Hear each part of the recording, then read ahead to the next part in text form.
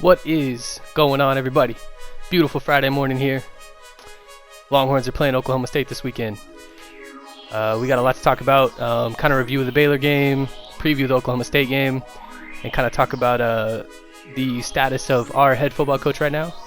We're gonna call this today the good, the bad, and the ugly. So let's jump into the good real quick.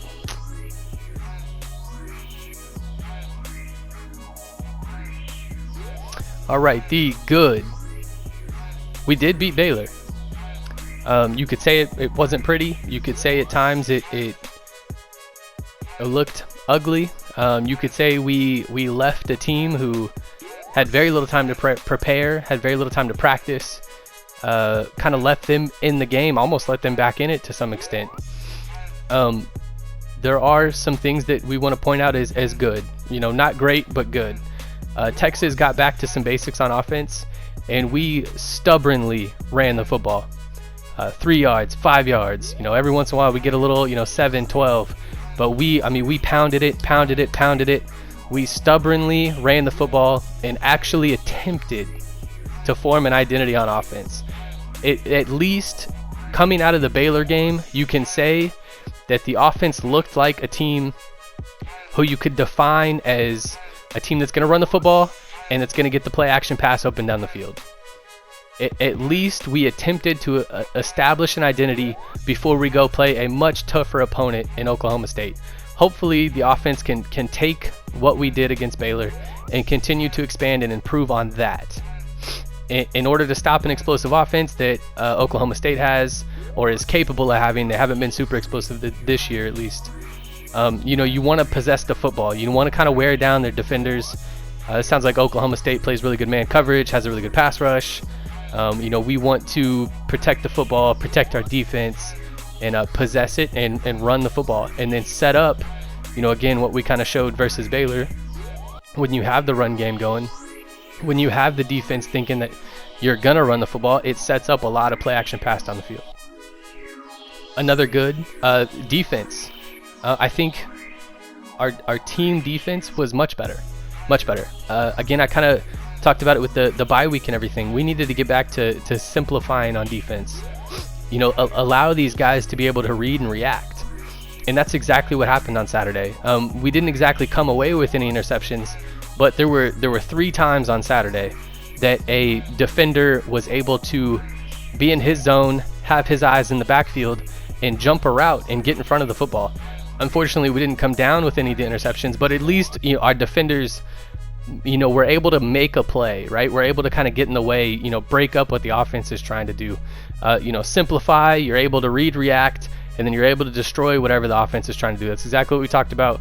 We saw it, and it was great. Again, kind of like what I said about the offense. Hopefully, we found something here, simplified, that now we can expand and grow on that. We found a little success. Now we're going to play against a really good team. A team capable of putting up points almost any play, capable of being very explosive, with Chuba Hubbard and Wallace on the outside. Hopefully we can expand on what we did versus Baylor. The bad, we're playing a really good team on the road. Oklahoma State is the number 6 team in the nation right now. They are 4-0 so far this season.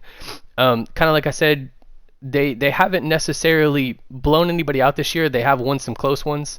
The Iowa State game last week was really close. I think Iowa State may be better than the number 17 team right now. Iowa State has looked good for the most part this year, aside from the loss to open the season. This Oklahoma State team is well coached. They are the most senior-led, upperclassmen-led team in the Big 12 right now. Texas is actually right behind them as far as having upperclassmen. This is a program, I would love for the Longhorns to get to an opportunity, to have the opportunity for us to be able to recruit players for a system and then be able to develop those players within that system. And this is exactly what you're seeing now at Oklahoma State. A very, senior-led team. They've got explosive athletes. They've got just, in general, good football players. And now they're able to run the system that they want, to full function, full deploy. I don't have a lot of confidence this weekend going to Stillwater. The game tomorrow, I think if you look at, what does Oklahoma State do well, and you look at what do the Longhorns not do well, I think they're they're primed matchup wise to exploit the Texas Longhorns. Our offensive line has struggled mightily blocking people. Period. They don't do anything fancy as far as blitzes. As far as what I'm hearing with what Oklahoma State does, they play really good man coverage and they have good pass rushers on the edge. I think our wide receivers, struggled a lot in the Oklahoma game with getting separation in one-on-one coverage, and that just spells, Sam Ehlinger's not going to have anybody open. The pass rush is eventually going to get there. I think it's a really bad formula. Again, I would love to think that what we saw last weekend hopefully would translate to, hey, let's run the football, let's control the clock. Let's not just let them, pin their ears back and race to the quarterback, race to tackle Sam in the backfield. But I don't know that our defense is going to have enough success stopping their offense to then allow us to be able to continue to run the football throughout the game. Or at least not, in the sense of having a lead or being a close game. We're going to have to be able to sit into the pocket and throw the football, and that's when I think we're going to get in trouble. I think if you look at Sam Ehlinger's health right now too, it looked like he was, obviously he was limping super hard. I don't know exactly what the injury was. I haven't seen any report. I don't know if it was ankle or hip or exactly what happened, but I do know it was his right leg that was bothering him. You're looking at a guy who, we need Sam Ehlinger to be Superman in order to win this game, in my opinion. And if he's not 100%, this just doesn't feel like a formula where we're going to have a whole lot of success on Saturday. The ugly here is the status of our head coach. Everything that you hear right now is scary things. I'm hearing things like Tom Herman has lost the faith of the boosters. The money is going to dry up. I don't care if I like Tom or you like Tom or whoever supports Tom. If the money's not there, neither is Tom Herman. If the money and the support from the donors is gone, then it is time to make a change at head coach. I am hearing things like it could be as soon as Sunday or Monday that Tom Herman gets fired, assuming that we lose to Oklahoma State. I don't know how to feel about that. I think that would be a bit embarrassing for the Longhorn program, to just outright fire our head coach, to leave him in Stillwater per se.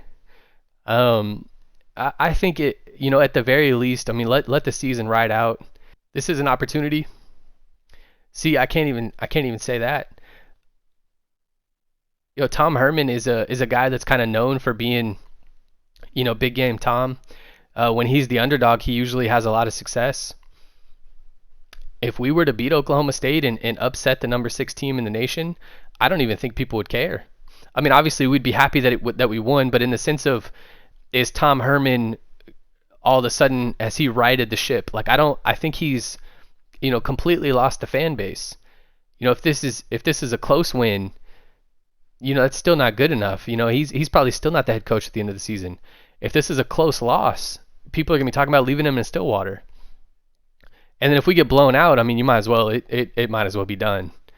Let the story write itself. Obviously, I hope we win tomorrow. I do think it'll take some Superman heroics from Sam in order to get a W. He's had to give us Superman heroics all season anyway. Saturday is not going to be any different. I do hope we can continue to expand on pounding the rock, being able to run the football, and then playing some good defense. I think we saw some good things on Saturday on both sides of the ball. Hopefully this coaching staff is able to kind of take the next step in both of those phases. These are dark times as a Texas fan, so we'll see what happens. We're always, regardless of where you stand on what side of the ship, you're always rooting for the Longhorns. We love them. We want them to be great. That's why people are as upset as they are. We're not great right now.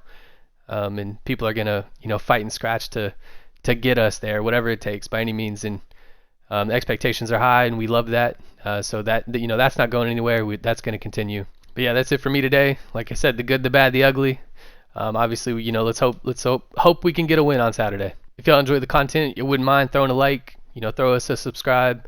We're doing Longhorn content every week. Doing Cowboys content. Justin's doing that every week.